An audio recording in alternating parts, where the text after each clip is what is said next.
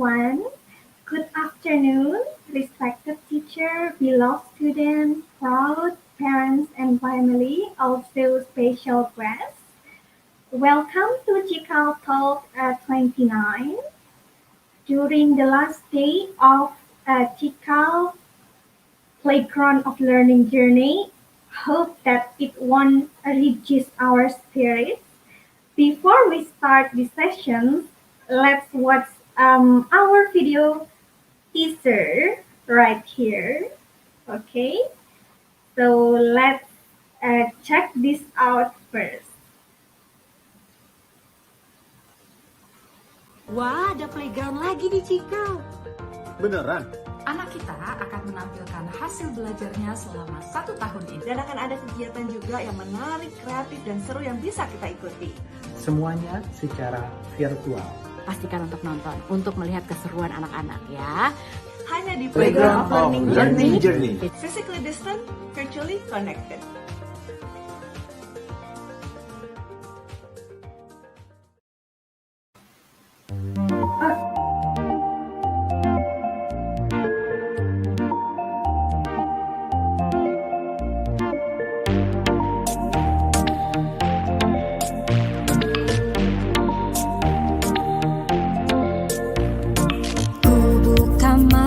Sambut mentari, nyalakan layar, belajar lagi. Sudah rindu kembali ke sekolah, tak sabar ingin segera bertemu lagi. Meskipun jauh namun di hati, tawa candamu selalu temani. Meski tak langsung menatapmu kawan, semangat belajarku takkan pernah padam. Walau hanya di rumah saja, takkan padam semangat di jiwa. Perjalanan yang ku lalui, kan ku bagi kisahnya denganmu nanti.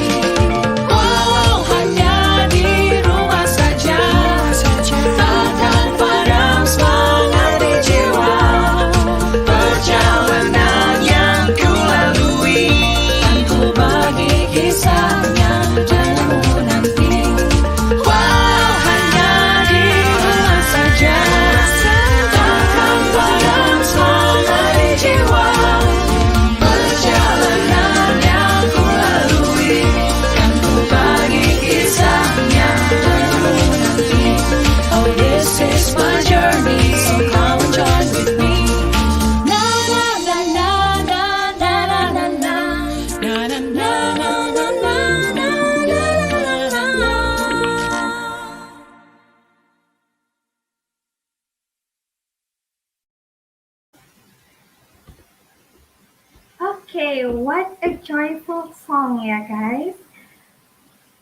By the way, guys, in these sessions, I am Miss Rima. I will be the moderator, and we are going to have few students with different topics from Sekolah Cikal, Surabaya. Okay, so let's start with the first student, Zilika Sarah Abeata. Let's welcome Abe. Hello, Abe. Hello.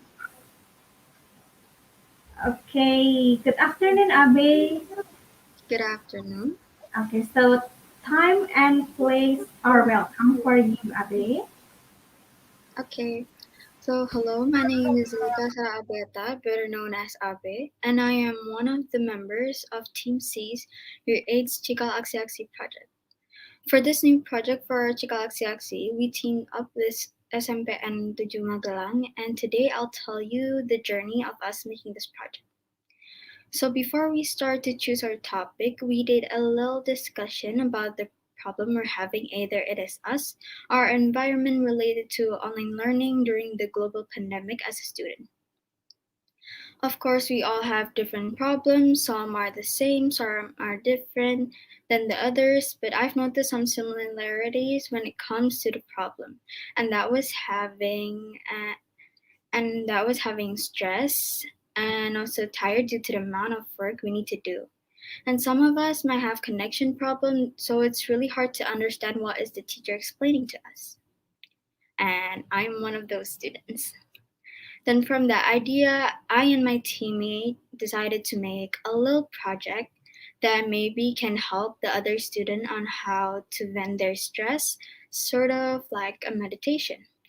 After discussing for a while, we decided to make a fun art contest, thinking like, oh, what if we make an art contest so the Magalang students can show their creativity and emotion that they cannot always show to tell us, sort of like a meditation.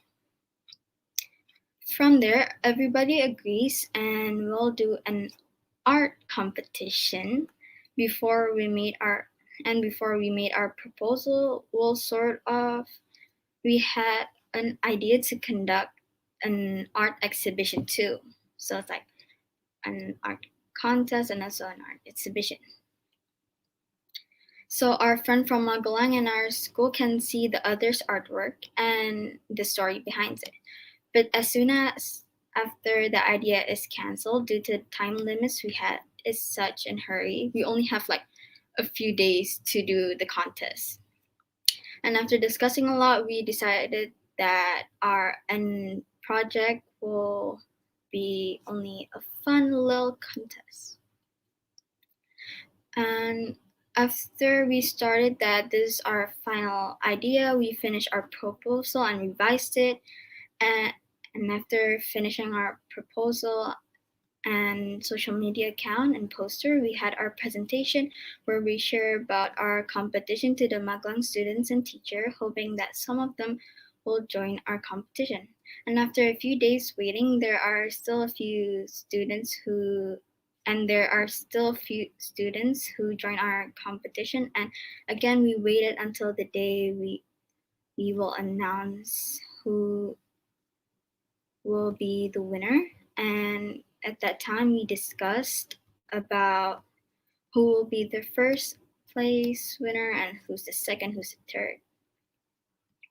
And after finishing the project, it's actually a relief for us because we're like, oh, it's done. It's finally over. We're not really that stressed anymore. Though the process didn't go as smoothly as we thought it will be. So the first problem is that some of our teammate members will not show up and it's hard to contact. So when we need them, we need to spam their like private message or no, we need to call them. I even emailed some of them. And we even need to ask our teacher to call them. So it's very hard for us to discuss together as a whole group at that time. So then our second problem is that our planning didn't go like what we thought before. Like I said, we had some changes in our idea, and the problem is the changes is actually told that like a few days, not a few days, more like 4 until 3 days before the contest started, like that we need to cut down our time because we only have limited timing. So we rushed to finish our proposal, revise it, fix our posters, and then our teacher, they help us. And also our last problem is that we only just had a few contestants, and I mean a few contestants is only 2 contestants. As the member who runs our social media account, I was a bit scared that we will not get any contestant, but in the end, thank God there are people who join our contest. Aside from all the problems, we think that we have fun. Like, I personally feel that I got closer to my friends since we don't really talk to each other since the pandemic, and then we talked a lot. We discussed a lot as a teammate, as a group, and it really helped. So thank you, and that was my journey. Okay. Okay. For those who didn't know, this Cikal Aksiasi program is program in the form of service learning where students from all sides of Sekolah Cikal Surabaya learn to contribute to the society. So on the last occasion, Abe and her team collaborate with SMPN 7 Magelang to create activity that was considered to be a solution, yeah, for students during a pandemic era. So it's about fun art competition, right? So Yes. Abe, can you explain about the picture that has been appeared before? Is So it the yeah, work? Yeah. Is it that the work was from the yeah, contact time? yeah, it was the work from our two contestants, Joanne and Fatin. They were such nice person. So as a person who talks to them, who like consulted them that, oh, you need to do this, to join our contest. I was a bit stressed and scared, but thank God that they were so kind to me. So I'm like, phew, this is gonna go smooth, go better. Okay. So are you still communicating with them? I mean, Um, what are you guys talking about? Is it only about your project, or do you guys talk about anything outside your project, maybe? um, right now, I don't talk to them that much. We only talk about our project. We also had some like little chit chat about their artwork and about this competition. So it's I don't talk to them that much like for right now. Okay. So for right now, yeah. Okay. Yeah, But for now. uh, did you really enjoy collaborating with them? I do enjoy collaborating with them. I met new friends. I experienced new things. Yeah. Okay. Okay. So that was from Abe, yeah, guys. What meaningful and impactful experience from Abe. So we are going to move to our second speaker. We have Ayunda Damai with her language topic. Hello, Damai. How are you doing? Hi, Miss. I'm good. Okay. Are you ready to talk? Yes, I am ready. Okay. Time and place are welcome for you. Okay. Hi, everyone. Good afternoon. I'm Damai from Year 9 Sekolah Cikal Surabaya. And today I will be sharing about my learning journey in making a literary analysis about The Giver by Louis Laurie in English literature class. Before that, I think there should be a slide that shows up first before I continue.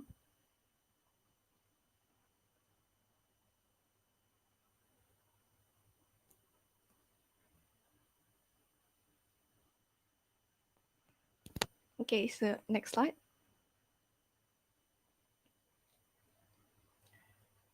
So first, I think I must introduce you to the book itself. So The Giver is a dystopian novel published in 1993. And like a lot of other dystopian novels, the story deals with authoritarian government, it deals with oppression, and it also debates the importance of free will versus the importance of stability. But there are still some elements that differentiate this book from other dystopian novels, such as the removal of the concept of colors, the removal of pain, emotion, and past, And at the same time, the characters in this book also have an obligation to communicate precisely or have precision of language. And this is all done in order to minimize the chances of the citizen to have any individuality. So, long story short, the main character, Jonas, who gains awareness about the oppression, he tries to save his community from it. So now, from the elements I've mentioned, there are actually a lot of interesting things that can be discussed further. But for my assignment, I focused on analyzing the precision of language part in the story because it plays a huge part in shaping and for me in understanding the social structure and also the power control happening. Next slide. I first had the idea to analyze the language part when I saw this YouTube video.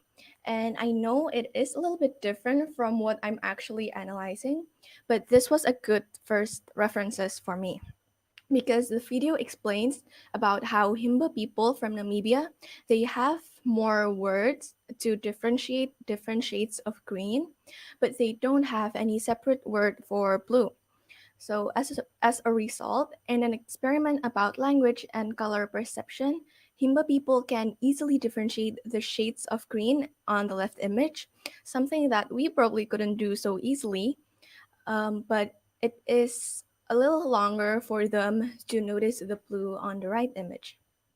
Next slide. So after I watched that video, I thought and I asked myself basically, if language can affect and perhaps even manipulate our perception of color, then surely a specific use of everyday language can affect how we perceive our reality, right? Because in understanding the rights and the wrongs, we need language to describe that. Also, in differentiating normality and abnormality in our daily life. And the second inquiry question was, can language be used by the authoritarian government in the book to control its people? Next slide. So from those two inquiry questions, I made this video analysis for Ujian Sekolah last month. However, because of the time limit, I will not be playing the full video. This is only the 1 minute version. Meanwhile, the link for the full one can be shared in the comment section later. The Giver by Louis Laurie is a dystopian novel published in 1993. The story is about Jonas, a young boy who is chosen as the next receiver of memory in this community.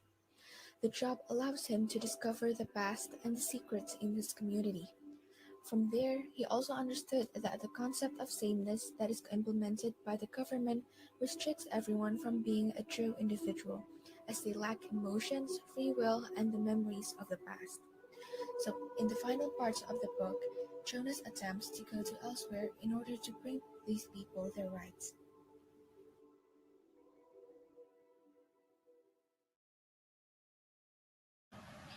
This is something that is taught to the children in the community. They are not allowed to say anything contrary to what they are thinking about or even exaggerate their situation. For example, let's take a look at this passage from page 70 until 71. Once, when he had been a 4, he had said, just prior to the midday meal at school, "I'm starving." Immediately he had been taken aside for a brief private lesson in language precision. He was not starving, it was pointed out. He was hungry.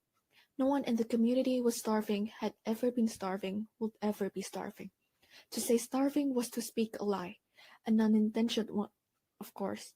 But the reason for precision of language was to ensure that unintentional lies were never uttered.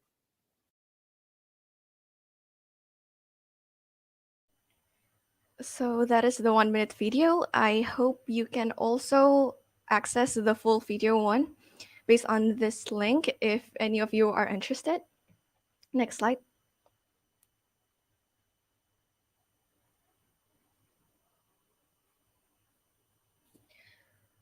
So I have learned a lot from the process of making the video and also the analysis. And a main part of it is, of course, in understanding more about the theories I used for the analysis. And at first, I actually almost used B.F. Skinner, the American psychologist theory about operant conditioning, to explain the impact of language and punishment to the community's behavior. But after that, I settled with Foucault's theories, discourse, and power knowledge because it can explain the general situation a little bit better, in my opinion. So, based on what I have learned, I understand that discourse is a set of knowledge or understanding that is widely believed as the truth in a society. It functions to produce meaning from specific words. As I said before, helps us to differentiate the rights from the wrongs, and it can be a tool to either unify or control a society, or maybe both. Meanwhile, power knowledge it is a term that shows how power is gained from understanding knowledge or the existing discourse. But at the same time, power can also be used to reproduce or even manipulate existing knowledge. Next slide. And in the book, the widely believed understanding or the discourse that is introduced to the citizens is sameness, that a perfect life must be balanced and in order, and it must have stability. And as I said in the earlier part of my presentation, it is implemented by the government from the removal of color, pain, and past, as well as the precision of language. And based on my analysis, this precision of language makes the citizens unable to think outside of anything that is taught to them from the government controlled schools or education. Next slide.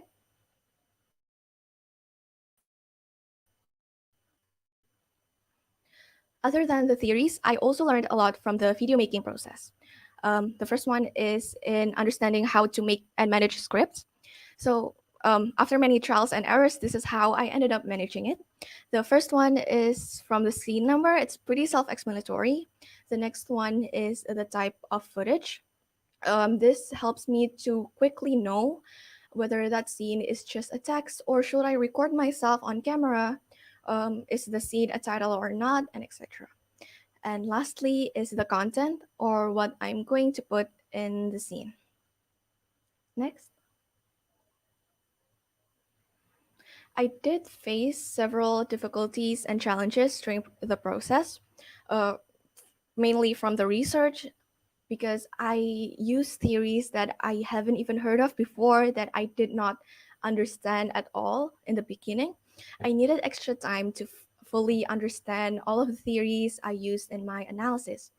So, because of that, in my individual learning sessions, I mostly used it to learn more about discourse and power knowledge. Also, I also tried my best to make sure that the application of the theories are correct. I did this by reading several other discourse analysis about similar dystopian novels. And after all of that, I try my best to put all of the information and all of the analysis in a coherent and understandable way, which is a little bit tricky because I need to manage the arrangement, I need to manage how I deliver the information in the video. But I hope if any of you is watching it, I hope it's understandable enough, even for those of you who are not familiar with the theories yet. Next slide. So after going through all of those process, if I'm asked as a reflection, why focus on language or discourse? What is exactly the importance of it? Well, in my opinion, it is important because it's relevant to the real world. Let's start with the genre dystopian fiction. Oftentimes, the stories in this genre act as social commentary. The oppressive acts in this kind of stories usually derives from the extremification of the negative parts that already exist in real life communities or society. So I believe that it did not come from nowhere. And so with language as medium of communication, it becomes something that can be easily manipulated by those who need or already have the power. So, by analyzing the language usage of a dystopian novel, in my case, it is The Giver, it can help me to notice how in real life, language and especially the information I got might also contain hidden meanings or hidden goals for certain groups of people. Next slide. So, like what Abrahani said, discourse and critical thinking are essential tools when it comes to securing progress in a democratic society. But in the end, unity and engaged participation are what make it happen. By being more aware of the discourses around us, it enables us to make more conscious decisions that can truly benefit us and not accidentally make decisions that are only beneficial for those who want to misuse their power. Thank you.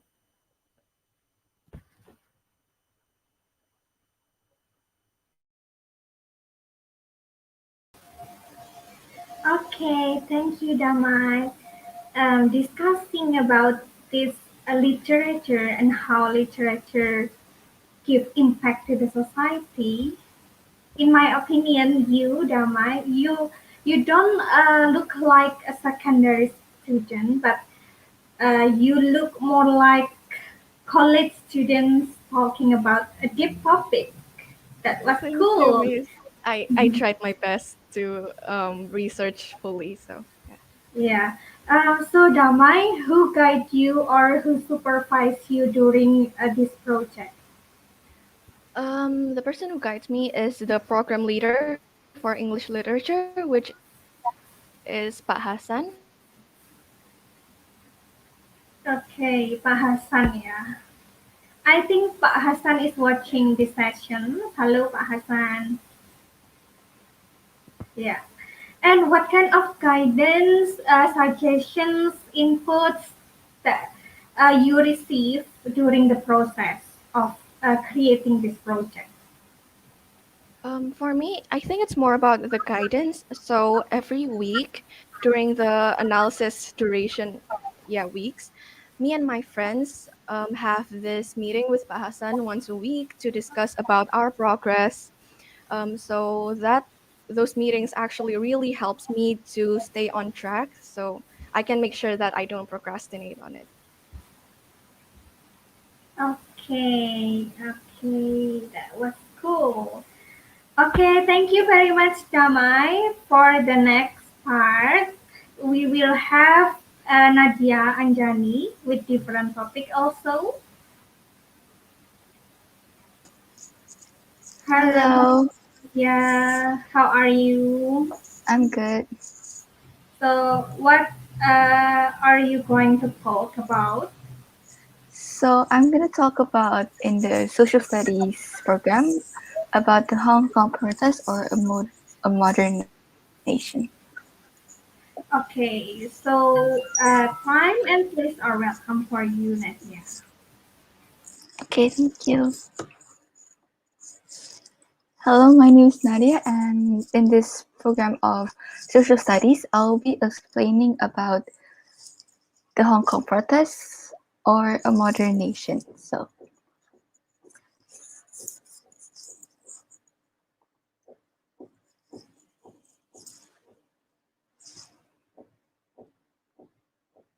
I hope you can see my screen clearly.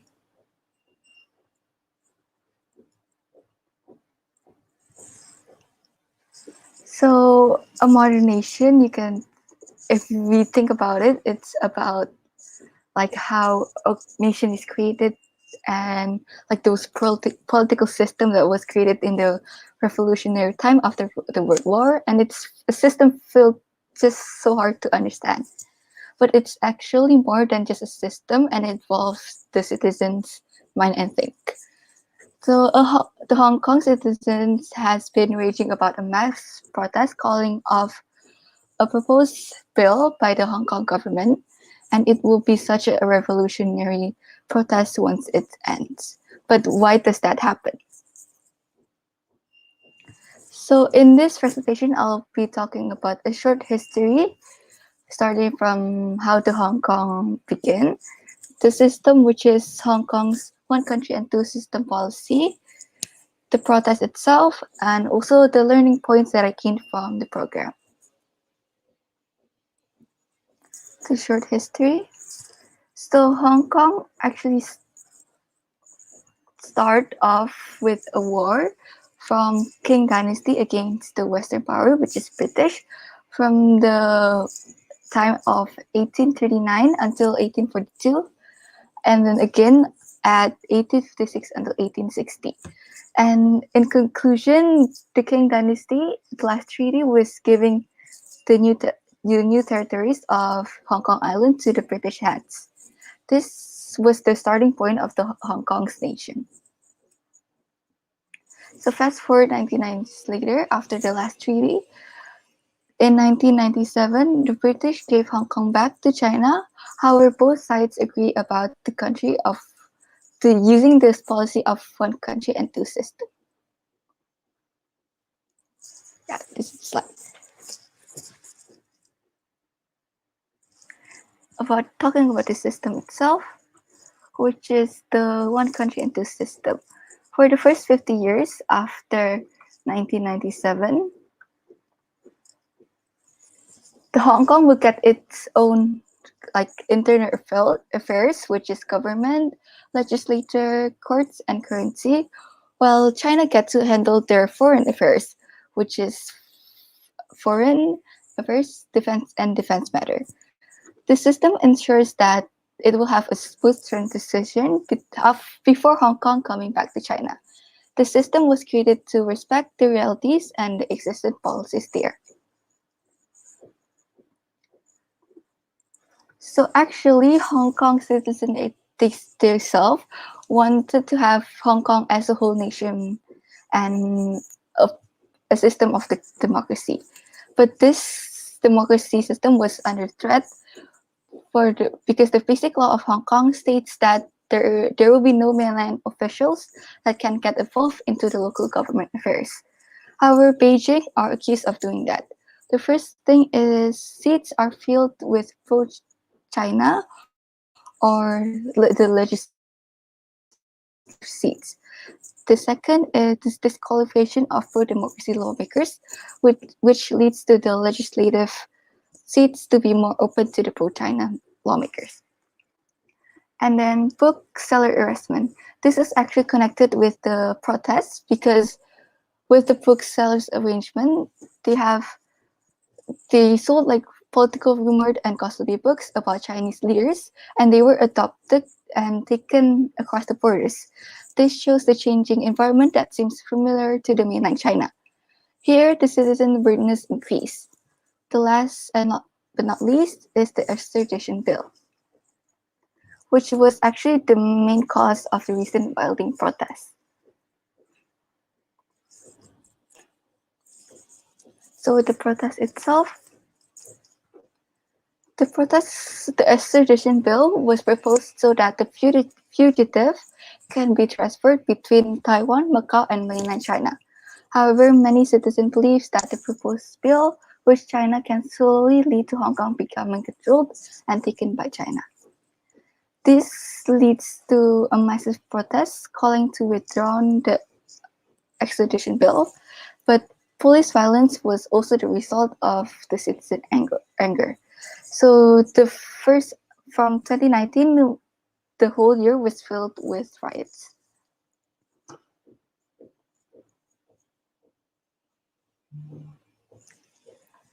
So the protest officially starts at May 15, 2019, but it started getting bigger on 12th of June 2019. In September 2019, the bill was finally cancelled by the Hong Kong's leader, Carrie Lam, since the huge protest is never seemingly coming to an end, and it's better to cancel the agreement. However, protest isn't stopping there. BBC states that they are calling for a greater democracy. So some learning points that I gained from the social studies program. So first off is actually the revolution itself. Revolution is one of the learning topics in term 3. We talk about how human minds and what they want, also the occurrence of this revolution and the impact of revolutionary. Through riots and protests, the freedom was all the Hong Kong citizen wants. We could also see freedoms in revolution such as French, Russian, and many other. And then, of course, modern states, the importance and its system. We discuss about the characteristics, its importance, and simply how a nation is born. And last but not least, it's actually what I like the most in the subject, which is the history from the Black Death, Renaissance, and French Revolution. It may seem boring at first, but it is more than just reading and memorizing. We actually got to see a different side of the globe and how three of those events all relates and connects to humanism. And thank you so much for watching my presentation.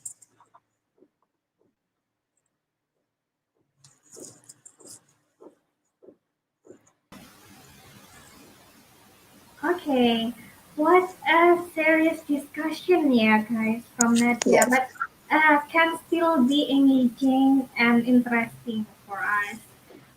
By the way, Nadia, in completing this project, did you only fulfill the teacher's instructions to finish the task, or did you have any personal interest in the topic So, being discussed, yes. history and revolutions? So actually, I picked this individual and societies program. It's because first off, I am really interested in history itself, and because the program was really entertaining and to watch, not only about memorizing, but also to get to see another side of the globe while learning about humanism itself. Okay. In your opinion, what is the application of this topic, of learning this topic, history and revolutions, to our everyday life? Can So you make history and revolution, yes. So history and revolution can be actually applied to any of our daily activities. For yeah, example, we can see like we need to understand different human perspective in like achieving a certain problem or a solution. With this revolution, it can actually happen again in next future futures.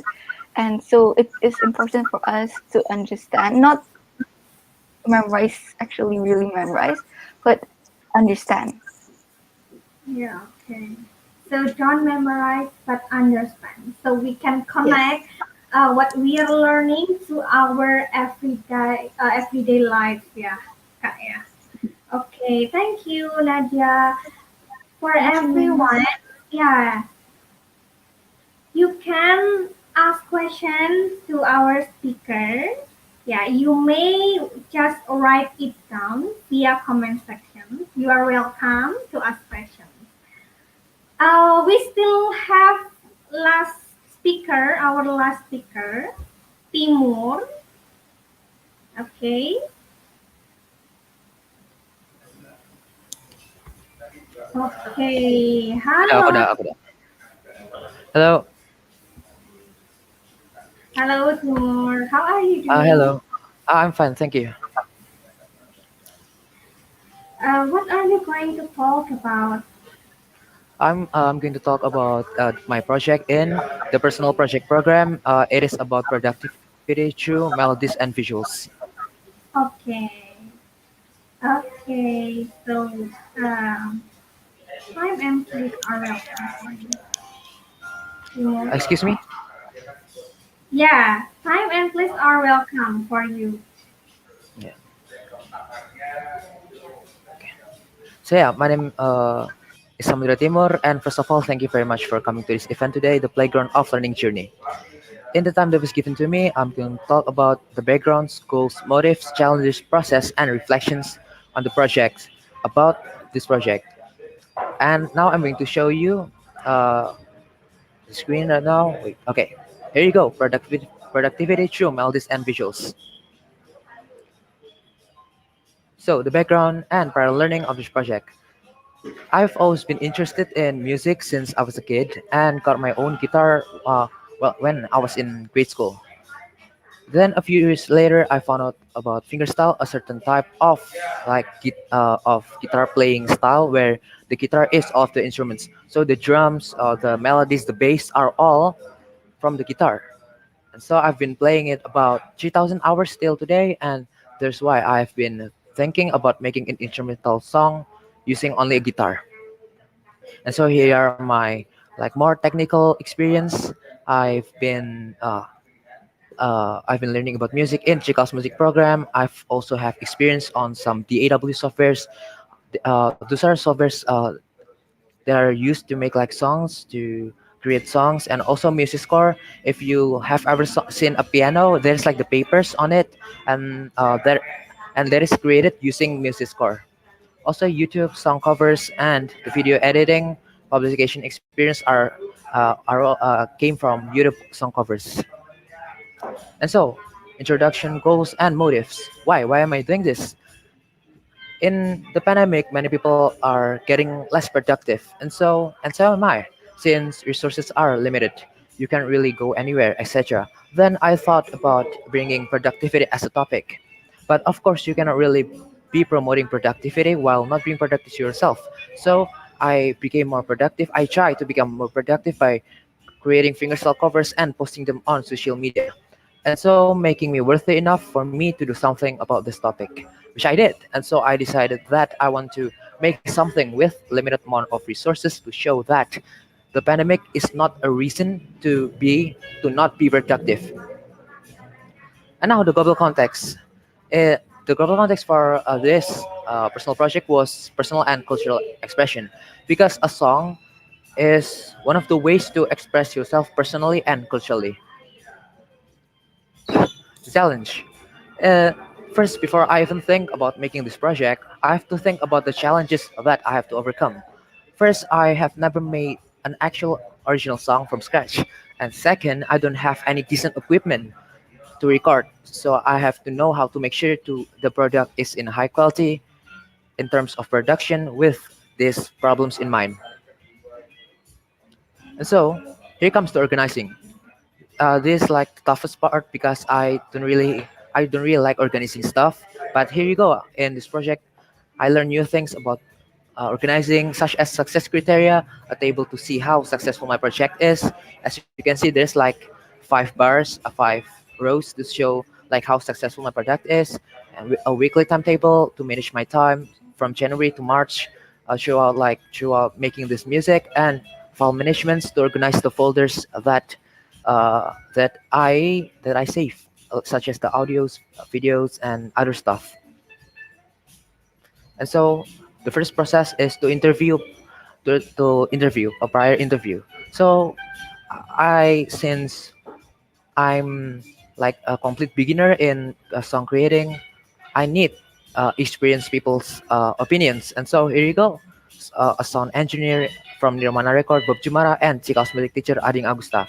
They are far more experienced than me, and so I came to them to ask for opinions and their perspective on this project.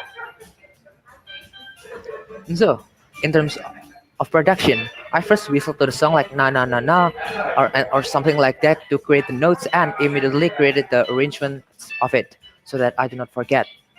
Then continuing it with writing it on a software where you can make music, so that I have like the notation papers, the papers you see on like the pianos and stuff. And when I finished the project, I then learned the song fully and played it multiple times so that I know how the song goes.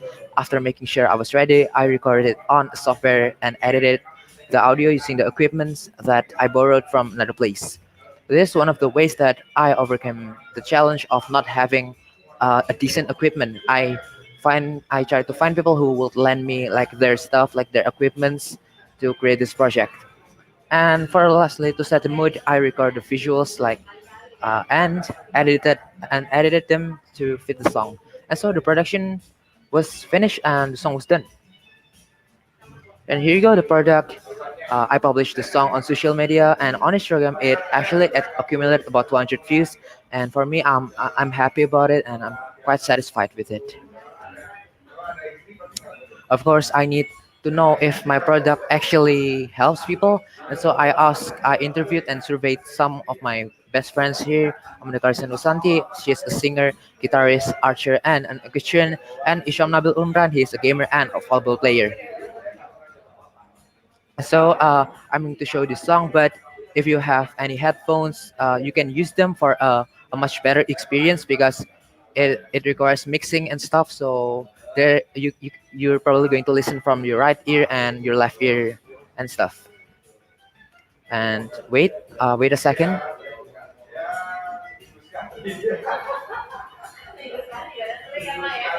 And here you go. Hey, sorry.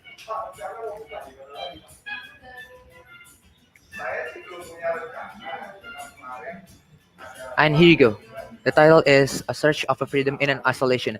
This one is the unlisted version. So if you want to check like the posted version, you can check it on my Instagram, crn.ig.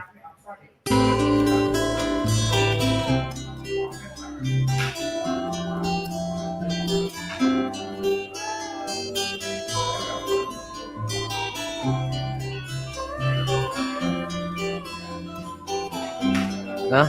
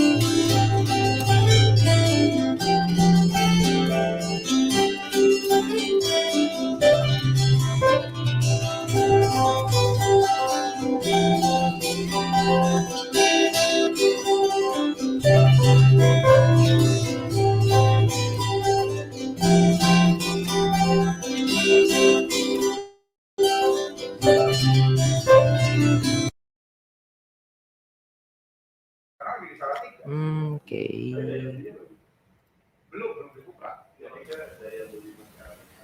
Okay. And Do you so want? Yeah. Okay. Just continue, Kak. oh yeah, and so yeah, this that was the project. That was the project that I made for the personal project, and yeah, and here comes the reflection, the last part of this presentation. So I felt satisfied with what I've made because I've successfully made a song from scratch. The flow of the song was very good. It has clean audio, various clips, and cinematic shots. The editing was, for me, interesting and aesthetically pleasing, and it highly helps people based on the interviews and surveys that I did. After finishing this project, I've come to realize that it is not what people think about how you express yourself through the things that you made, but it is what how you yourself think about the things that you made.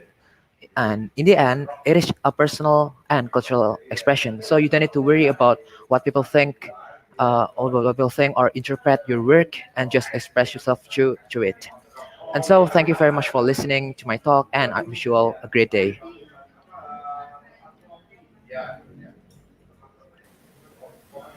Okay.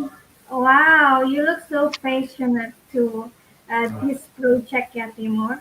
So everyone, Timur has a purpose to invite students to be more productive through music. Yeah. So Timur, do you have any previous experience in music, or where does your prior knowledge about music come from? Can you share it to us? Mostly when I I really love like arranging like YouTube covers. So for example, if there was a song that was probably there was publicized on YouTube, I'm going to, if I like the song and it seems that it is easy, not easy, I mean like it's possible to make it a guitar version of it. Of course, I'm going to like arrange the song and try to play the song, posting it on YouTube or like Instagram and stuff. So mostly my experience came from that. Okay. By the way, we have questions from the audience from Rexy. Thank you for the question. Question for Samudra Timur. I think there are some typos here, but we can still understand. Okay. What the reason Timur choose this presentation? Can he explain? If you're talking like about the topic, I chose this topic as I said before. Many people are like using the pandemic. Even me, even myself, I felt lazy when pandemic started because school are just like a virtual. You just go to school from like your laptop, so you don't have to move anywhere. And so and I think that is something that is not healthy, and I want more people to like try new things and stuff. For example, in terms of me, I try to make like an original song which I have never made before and which I never did. And so and that is why I just want people to be healthier and be more productive. And yeah. Okay, so I agree with Timur, yeah, guys. Pandemic is not easy for everyone, so let's overcome it with joyful, what is it? Joyful ways such as creating songs. Okay, so Timur, do you want to continue your interest in music? Do you have any plans for your uh future yeah. maybe project? Yeah.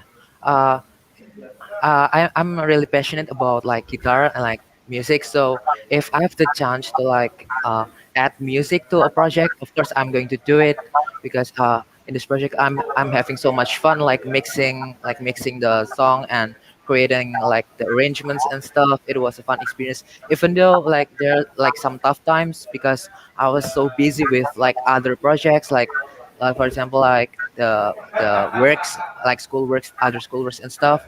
I'm still very much happy about what I'm doing.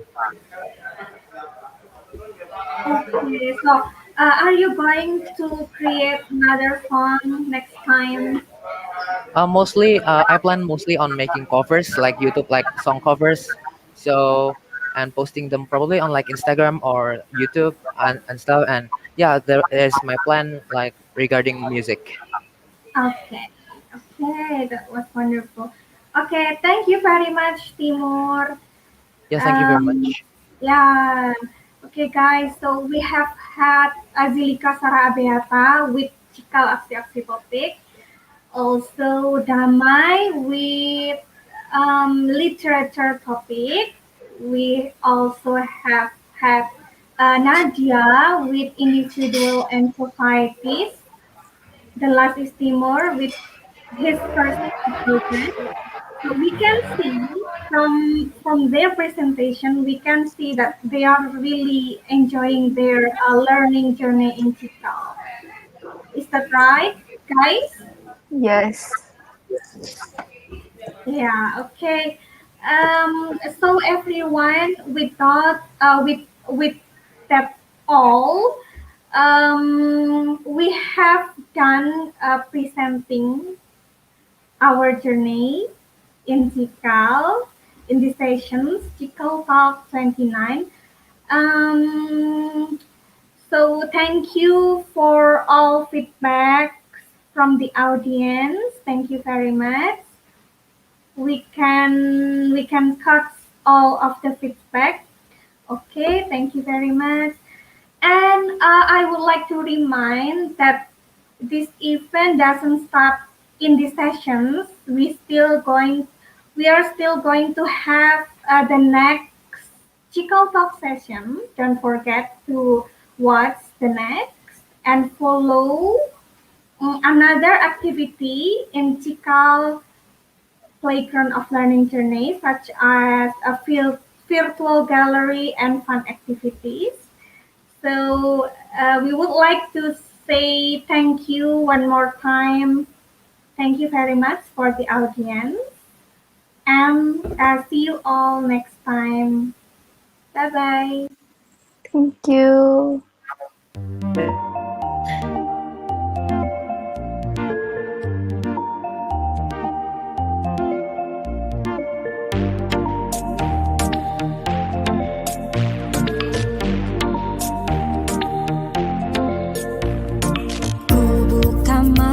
Sambut mentari, nyalakan layar belajar lagi.